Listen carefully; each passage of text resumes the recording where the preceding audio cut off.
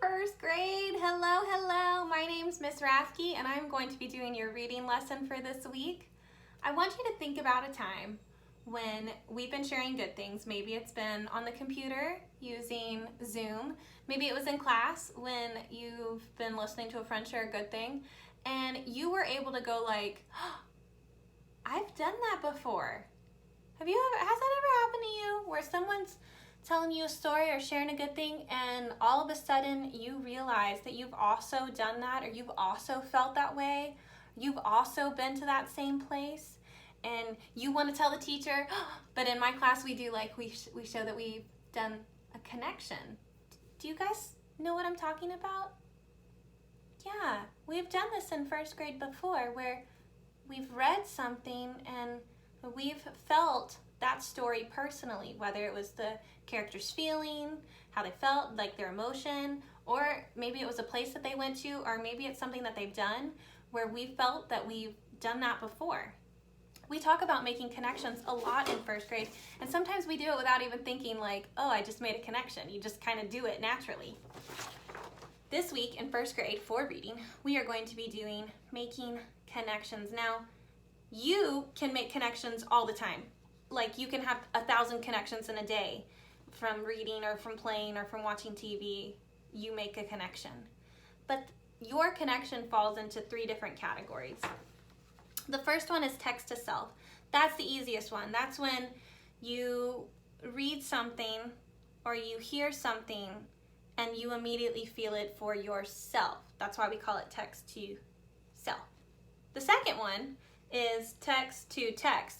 That's when a book reminds us, I have this one here, reminds us of another book. So book to book, text to text. Book to book, text to text, book to text, text to book. Text to text connection. That's what the second one is. And the third one is a little bit harder to think about.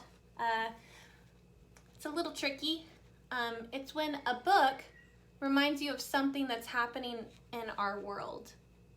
And there's a lot of crazy things happening in our world right now, and it feels kind of crazy. It feels kind of scary. It doesn't really make a whole lot of sense to a lot of us. So there might be a book that reminds you of what's going on in the world, and that's a text to a world connection. Okay? Today, the only connection that I want you to be thinking about making, you can make all of them if you want, or there's only one that I want you to think about, is text to self. I'm going to read you a book today, and it's a funny book.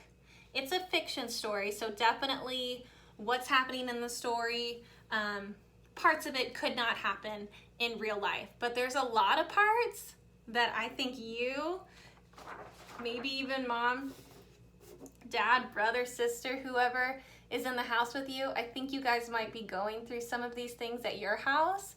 So I just wanted to read it today, and I want you to try and make some text to self connections over the story that I'm going to read to you, because I think that this is happening to a lot of people right now. Okay? All right, so the story that we're going to read today is called Pigsty. Now, if you're in Miss Rathke's class, you've heard this story before, so don't give it away. Don't tell anybody what's happening. Keep it a secret. But the story is called Pigsty by Mark Teague. I'm going to read it. And anytime while you're listening to this story, you could maybe do what we do in our class. When something is said, or there's a picture that you see, and you're like, oh, that's happened to me. I want you to put your fingers like this, make a loop with one finger, and then have your fingers open, your thumb and your pointer, and make another loop, and you can show a connection, like a link. You can go like this, I made a connection. Okay? Okay. Pigsty by Mark Teague. Monday afternoon, Wendell Fultz's mother told him to clean his room. Already, the first sentence. Has your mama been telling you to clean your room? Yeah. It's turning into a pigsty, she said. Wendell went upstairs, and much to his surprise, there was a large pig sitting on his bed. Now that can't really happen. Pigs cannot really be sitting on our beds, right? But could our room look messy like this? Yeah. Pardon me, said Wendell. He shoved some toys into his closet, but the pig didn't seem to mind the mess. And Wendell found that he didn't really mind the pig very much either. He decided to take a little break.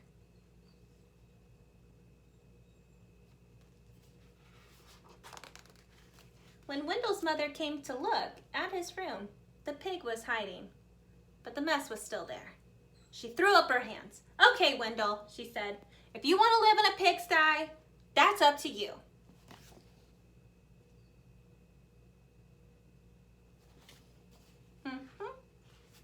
That messy room. Wendell could hardly believe his luck. Now I can live however I want, he said. He didn't even worry when he came home on Tuesday and found a second pig in his room. The mess had grown a bit worse, but he was able to jam most of it underneath his bed. Pigs are all right, he said, as long as it's only one or two. Ooh, Miss Rathke has a personal connection to that. My mom used to tell me to clean my room, and I remember pushing everything underneath my bed. And then when she looked under my bed, ooh, was I in trouble? She'd be like, you didn't even clean. You shoved it all underneath the bed. In fact, they had a wonderful time. They played Monopoly until late each night. And they left the pieces lying all over the floor. That's horrible.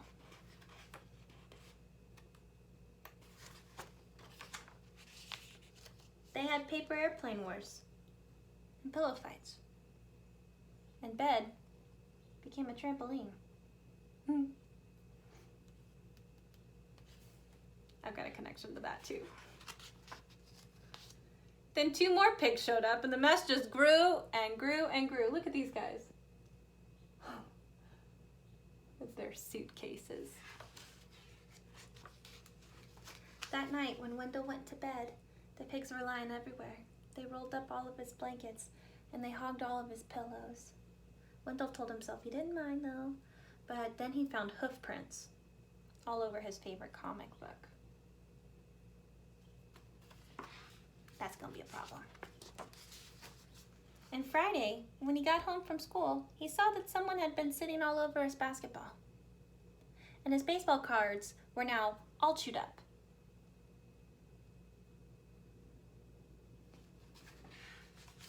Goodness, look at the pigs in the background. What are they doing?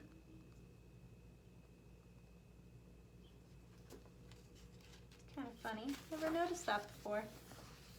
That does it, said Wendell. I've had enough. He ran downstairs to tell his mother. Sorry, she said, but your room is your personal responsibility. She handed him a broom.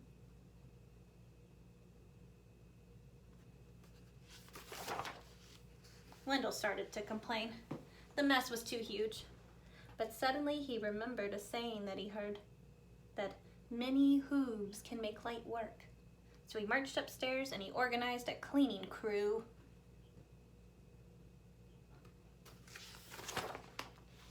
They swept and they scoured and they polished and they scrubbed, and later that afternoon Wendell inspected his room and pronounced it clean.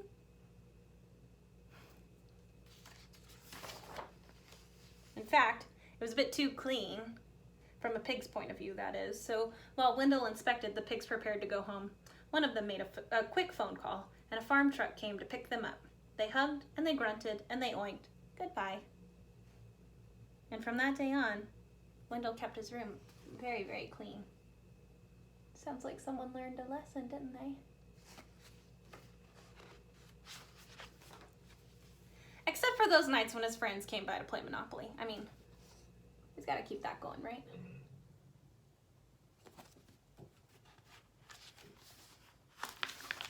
The end. So during that story, I think there was many times that connections were being made. Maybe you had a text to self connection. Maybe something in that story when I read it was like, oh, I've done the same thing, or I've had the same problem, or the same things happen to me, or maybe I've played Monopoly, right? Text to self connection. The book reminded you of yourself. The book, the text, was something for you, something you've also done. Text to myself. text to text. Have you ever read a story that had something to do with a mess? Maybe? Then you could have a text to text connection. Pigsty, this text, could remind you of another book you've read, maybe about a big mess. Text to text connection. And the last one, text to world. Maybe we could like write a book, or maybe there's a book out there that teaches you how to clean or teaches you how to clean your room. And that could be like showing that the book is making a connection to the world to make the world a better place, right? Something. It's kind of a stretch, but. So remember, when you read, you can make connections all the time. You make connections all the time, all day. You just never think of it as I just made a text to self connection. You just say, oh, that reminds me of the time that or that reminds me of a book that I have read before. So making connections is a super awesome, amazing, important, very amazing, amazing, amazing important thing that you should do as a reader all the time. And you do it, you just never call it what it is. So remember, you've got text to text, text to myself, text to the world. Thanks for reading with me today, you guys. I just love reading stories to you guys. I hope everybody has a wonderful rest of their week. I hope you guys enjoy it. I hope it's perfect. And if you have any questions, remember to contact your teacher. You can use Class Dojo. Don't forget to upload those portfolio documents. Remember, it's just one from that group of items that are there. And if you have any questions, just ask your teacher. We're here for you. I hope everybody has a great rest of their day, and check in with us next week. Bye-bye.